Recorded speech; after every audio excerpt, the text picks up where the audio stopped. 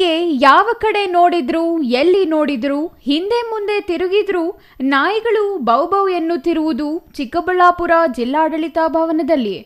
ಹೌದು, ಚಿಕ್ಕಬಳ್ಳಾಪುರ ಜಿಲ್ಲಾಡಳಿತ ಭವನಕ್ಕೂ ನಾಯಿಗಳ ಹಿಂಡಿಗೂ ಅದೇನ್ ನಂಟೋ ಗೊತ್ತಿಲ್ಲ. ಭವನದಲ್ಲಿ ಜನರಿಗಿಂತ ಹೆಚ್ಚಾಗಿ ನಾಯಿಗಳ ಸಂಚಾರ ಹೆಚ್ಚಾಗಿದೆ. ಇದರಿಂದ ಸ್ವತಃ ಕಚೇರಿಗೆ ಬರೋ ಅಧಿಕಾರಿ ಸಿಬ್ಬಂದಿಗಳೇ ನಾಯಿಗಳಿಗೆ ಹೆದರುವಂತಾಗಿದೆ.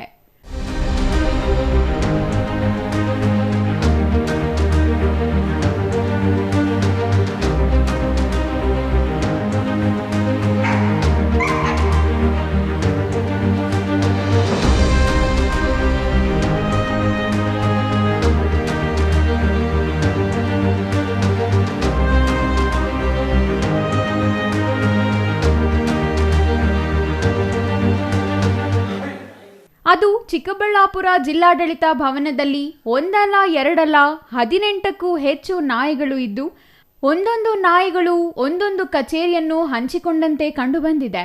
ಆ ಕಚೇರಿ ಹತ್ತಿರ ಹೋದ್ರೆ ಅಲ್ಲೊಂದು ಬೌಬೌ ಎನ್ನುತ್ತೆ, ಈ ಕಡೆ ಕಚೇರಿಗೆ ಬಂದ್ರೆ ಇಲ್ಲೊಂದು ಬೌಬೌ ಎನ್ನುತ್ತೆ. ಇಲ್ಲಿರುವ ನಾಯಿಗಳು ಕೆಲವು ಸಿಬ್ಬಂದಿಗಳಿಗೆ ಅಭ್ಯಾಸವಾಗಿದ್ರೆ ಕಚೇರಿಗೆ ಬರೋ ಸಾರ್ವಜನಿಕರನ್ನು ಕಂಡ್ರೆ ಬೌಬೌ ಮಾಡ್ತಿವೆ. ಸ್ವತಃ ಚಿಕ್ಕಬಳ್ಳಾಪುರ ಜಿಲ್ಲಾಧಿಕಾರಿ ನಾಯಿಗಳಿಂದ ಎಚ್ಚರಿಕೆಯಿಂದ ಇರುವಂತೆ ಸಾರ್ವಜನಿಕರಿಗೆ ಮನವಿ ಮಾಡಿದ್ದಾರೆ.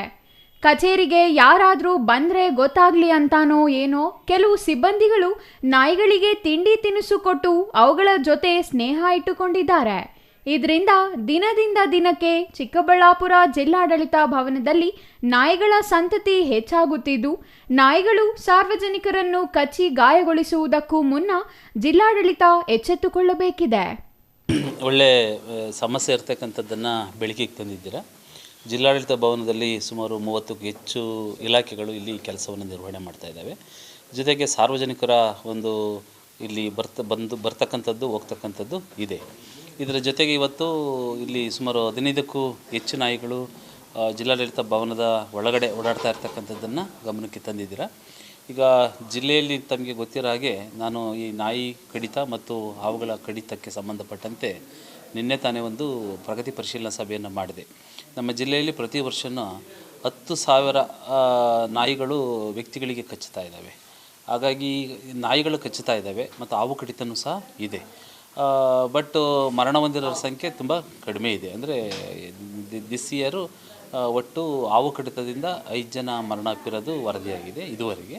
ಆಮೇಲೆ ನಾಯಿ ಕಡಿತದಿಂದ ಮರಣ ಆಗಿರ್ತಕ್ಕಂಥದ್ದು 1 ವರದಿಯಾಗಿದೆ. ಆದರೆ ನಾಯಿ ಕಡಿತ ಅಂತಕ್ಕಂಥದ್ದು ತುಂಬ ಡೇಂಜರ್. ಏಕೆಂದರೆ ರೇಬಿಸ್ ಎಂಬತಕ್ಕಂಥ ಒಂದು ರೋಗಾಣು ಅದರಲ್ಲಿ ಇದ್ದು ಅದೇನಾದ್ರೂ ವ್ಯಕ್ತಿಗೆ ಕಚ್ಚಿದರೆ ಅದು ಏನಾದರೂ ರೇಬಿಸ್ ಅಂತಕ್ಕಂಥದ್ದು ಏನಾದರೂ ವ್ಯಕ್ತಿಗೆ ಅಂಟುಕೊಳ್ತು ಅಂದರೆ ಅದಕ್ಕೆ ವಾಸಿ ಮಾಡಲಿಕ್ಕೆ ಅದು ಪರಿಪೂರ್ಣವಾಗಿ ಆಗೋದಿಲ್ಲ. ಕೊನೆಗೆ ಏನಾಗುತ್ತೆ ಅಂದರೆ ಅದರಿಂದ ಮನುಷ್ಯ ಸಾವಿಗೆ ಈಡಾಗ್ತಕ್ಕಂಥದ್ದು ಇರುತ್ತೆ. ಬಟ್ ಆ ರೇಬಿಸ್ ಎಂಬತಕ್ಕಂಥ ಅಂಶ ಮಾನವನ ದೇಹವನ್ನು ಒಕ್ಕರೆ ಅದು ಎಷ್ಟು ದಿನ ಬೇಕಾದರೂ ತೊಗೊಳ್ಬೋದು. ಅದು ಅರ್ಲಿ ಸ್ಟೇಜ್ಗಾರು ಬರ್ಬೋದು ಅಥವಾ ಕೊನೆ ಸ್ಟೇಜಿನ ತನಕಲಾರು ಅದು ಹಾಗೇ ಇದ್ದು ನಮಗೆ ರೋಗ ನಿರೋಧಕ ಶಕ್ತಿ ಕಡಿಮೆ ಆದಂಥ ಸಂದರ್ಭದಲ್ಲಿ ಕೂಡ ದೇಹದ ಮೇಲೆ ಪರಿಣಾಮವನ್ನು ಉಂಟು ಮಾಡ್ತಕ್ಕಂಥದ್ದು ಇರುತ್ತೆ. ಹಾಗಾಗಿ ನಾವು ಎಚ್ಚರಿಕೆಯನ್ನು ವಹಿಸಬೇಕು. ಹಾಗಾಗಿ ಜನರು ಕೂಡ ಅಷ್ಟೇ, ನಾವೀಗ ಜಿಲ್ಲಾಡಳಿತ ಭವನದಲ್ಲಿ ಓಡಾಡ್ತಕ್ಕಂಥ ಸಾರ್ವಜನಿಕರು ನಾಯಿಗಳ ಬಗ್ಗೆ ಎಚ್ಚರಿಕೆ ವಹಿಸಬೇಕು ಅನ್ನೋದಕ್ಕಿಂತಲೂ ಕೂಡ ನಾಯಿಗಳ ನಿಯಂತ್ರಣವನ್ನು ಮಾಡ್ತಕ್ಕಂಥದ್ದಕ್ಕೆ ಕೂಡಲೇ ನಾನು ಕ್ರಮ ತಗೊತೀನಿ. ಏಕೆಂದರೆ ನಾಯಿಗಳು ಈಗ ಅಕ್ಕಪಕ್ಕದ ಹಳ್ಳಿಗಳಿಂದ ಬರ್ಬೋದು. ನಮ್ಮದು ಗೇಟೆಲ್ಲ ಇದೆ, ಜಿಲ್ಲಾಡಳಿತ ಭವನಕ್ಕೆ ಸುತ್ತ ಗೇಟ್ ಇದೆ. ಆ ಗೇಟ್ ಹೇಗಿದೆಯಪ್ಪ ಅಂದರೆ ಟೋಟಲಿ ಫೆನ್ಸನ್ನು ನಾವು ಮಾಡಿದರೂ ಕೂಡ ಆ ಸರಳುಗಳೇನಿರ್ತವೆ ಅದರ ಮಧ್ಯದಲ್ಲಿ ನುಸುಳಿ ಬರ್ತಕ್ಕಂಥ ಒಂದು ಸಂಭವನೂ ಕೂಡ ಇದೆ.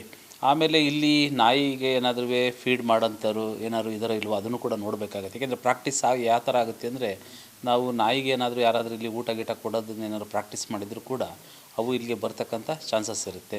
ಹಾಗೆಯೇ ಈಗ ನಾವು ಜನ ಇಲ್ಲಿಗೆ ನಮ್ಮ ಆಫೀಸರ್ಸ್ ಇರ್ಬೋದು, ಅಫಿಷಿಯಲ್ಸ್ ಇರ್ಬೋದು, ಊಟ ತರ್ತಾರೆ. ಊಟ ತಂದಾದ ಮೇಲೆ ಏನು ಮಾಡ್ತಾರೆ ಅಂದರೆ ಮಿಕ್ಕಂಥ ಊಟ ಏನಾದರೂ ಬೇರೆ ಕಡೆಗೆ ಹಾಕಿದಂಥ ಸಂದರ್ಭಗಳಿದ್ದಾಗ ಅದಕ್ಕೂ ಕೂಡ ಅದು ಪ್ರಾಕ್ಟೀಸ್ ಆಗಿ ಆ ಊಟ ಮಾಡೋಂಥ ಇದರಲ್ಲಿ ನಾಯಿಗಳು ಇಲ್ಲಿಗೆ ಬರ್ತಕ್ಕಂಥದ್ದು ಕೂಡ ಪ್ರಾಕ್ಟೀಸ್ ಇರ್ಬೋದು.